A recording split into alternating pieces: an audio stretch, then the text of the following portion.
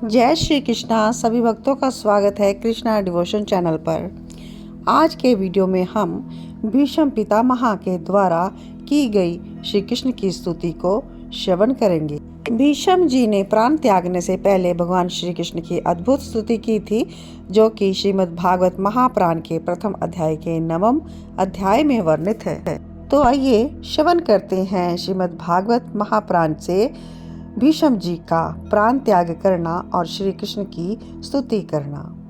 सूत जी शौनक जी से कहते हैं कि युधिष्ठिर प्रजादोह से भयभीत हो गए और धर्मों का ज्ञान प्राप्त करने की इच्छा से उन्होंने कुरुक्षेत्र की यात्रा की। यहाँ पर देखते हैं कि भीष्म पितामह बाणों की छैया पर लेटे हुए हैं। पांडवों ने भगवान श्री कृष्ण के साथ वहां जाकर देखा कि भीष्म पितामह स्वर्ग से घिरे हुए देवता के समान पृथ्वी पर पड़े हुए हैं। सबने उन्हें प्रणाम किया। यहाँ पर बहुत से ऋषि मुनिगण, शुकदेव, नारद जी आदि जो शुद्ध हृदय महात्मगण थे, कश्यप जी, अंगिरा पुत्र बृहस्पति जी आदि पधारे। भीष्म पितामह धर्म को और देश काल के विभाग को बहुत अच्छी तरह से जानते थे। उन्होंने सब बड़े बड़े ऋषियों को सम्मिलित देखकर सबका यथा सत्कार किया।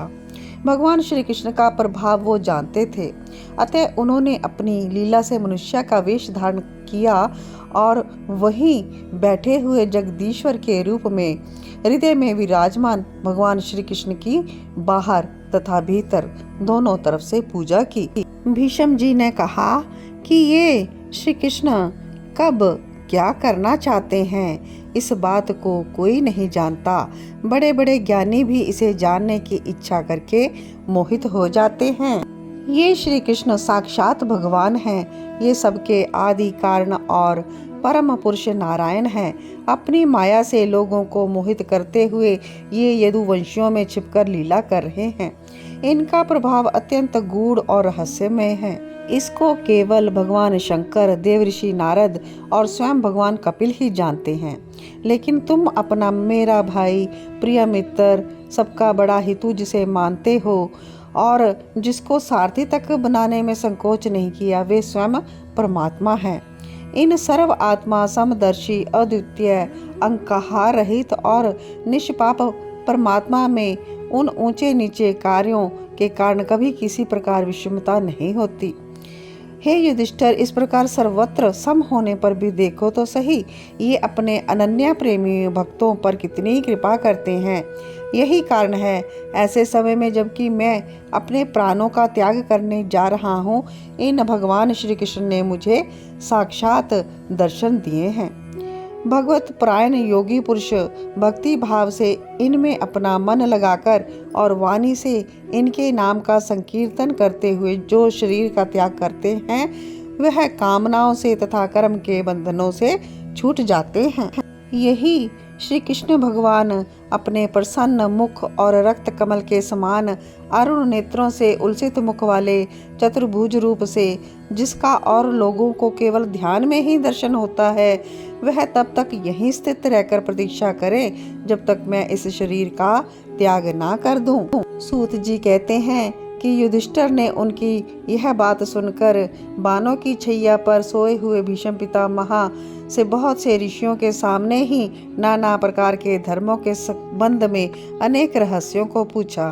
तब तत्ववेता भीष्म पितामह ने वर्ण और आश्रम के अनुसार पुरुष के स्वाभाविक धर्म और वैराग्य राग के कारण विभिन्न रूप से बतलाए। निवृत्ति और प्रवृत्ति रूप धर्म, दान धर्म, राजधर्म, मोक्ष धर्म, स्त्री धर्म और भगवत धर्म, इन सब को संक्षेप में भी बताया।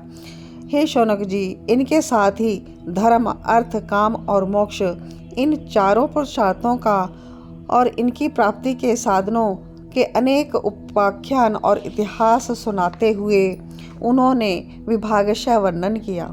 भीष्म पितामह इस प्रकार धर्म का प्रवचन कर ही रहे थे कि वह उत्तरायण का समय आ पहुंचा, जिसे मृत्यु को अपने अधीन रखने वाले भगवत परायण योगी हमेशा ही चाहा करते हैं। उस समय हजारों रथियों के नेता भीष्म पितामह ने वाणी का संयम करके मन को सब ओर से हटाकर अपने सामने स्थित आदि पुरुष भगवान श्री कृष्ण में लगा दिया। भगवान श्री कृष्ण के सुंदर चतुर्भुज विग्रह पर उस समय पीताम्बर फहरा रहा था। भीष्म जी की आंखें उन्हीं पर एकटक लग गई।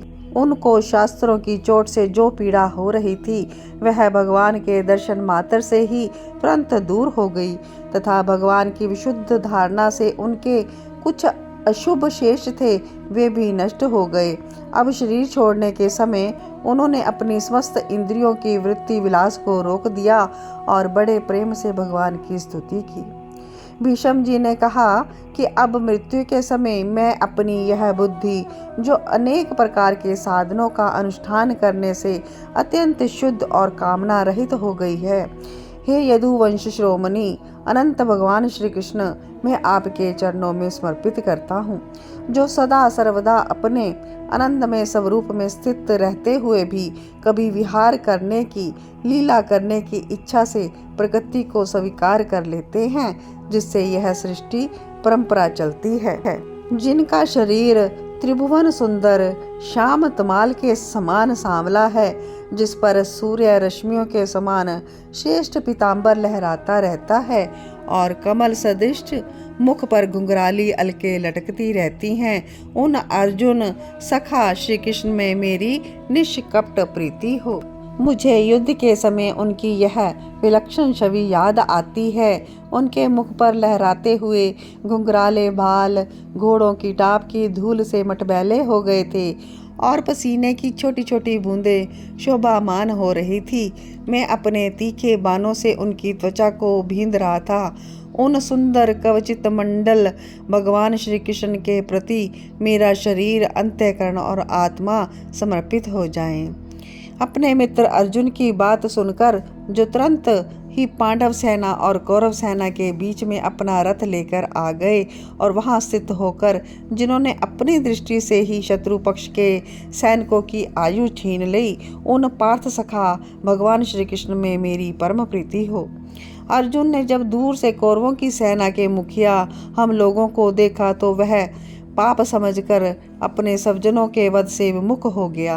उस समय जिन्होंने गीता के रूप में आत्मविद्या का उपदेश करके उसके सामयिक अज्ञान का नाश कर दिया, उन परम पुरुष भगवान श्री कृष्ण के चरणों में मेरी प्रीति बनी रहे।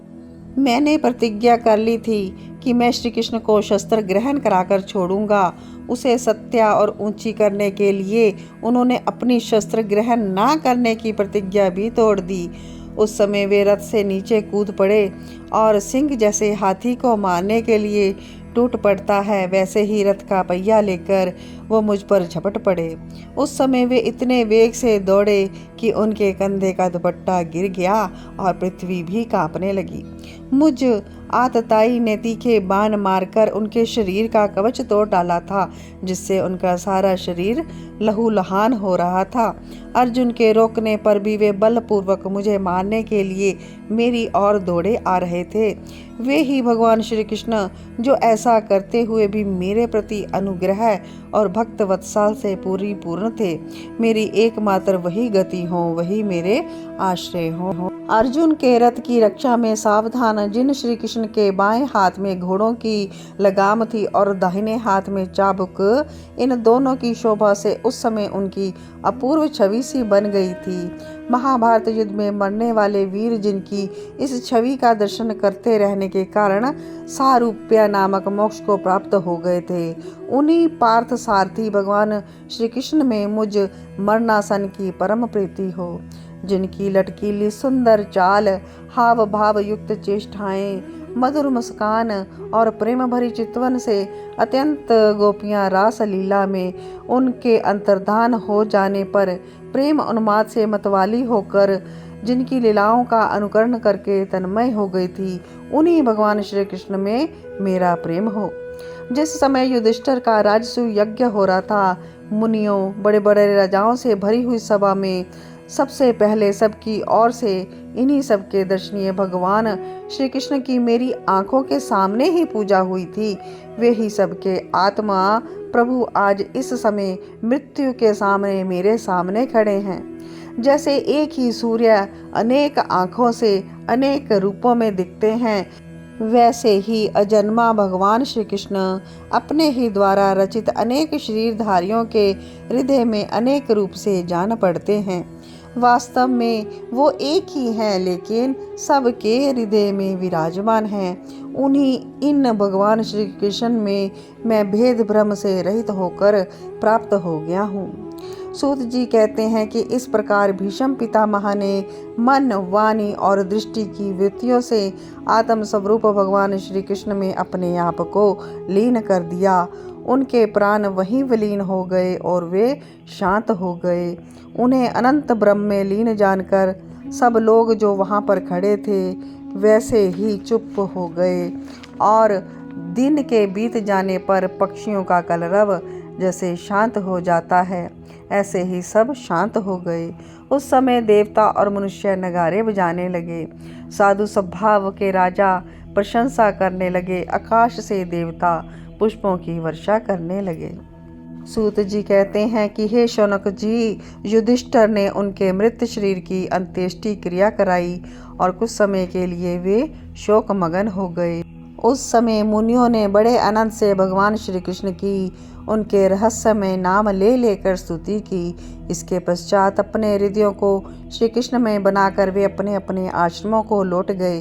तदंतर भगवान श्री कृष्ण के साथ युधिष्ठिर हस्तिनापुर चले आए और फिर धृतराष्ट्र की आज्ञा और भगवान श्री कृष्ण की अनुमति से समर्थ राजा युधिष्ठिर अपने वंश परंपरागत साम्राज्य का धर्म पूर्वक शासन करने लगे।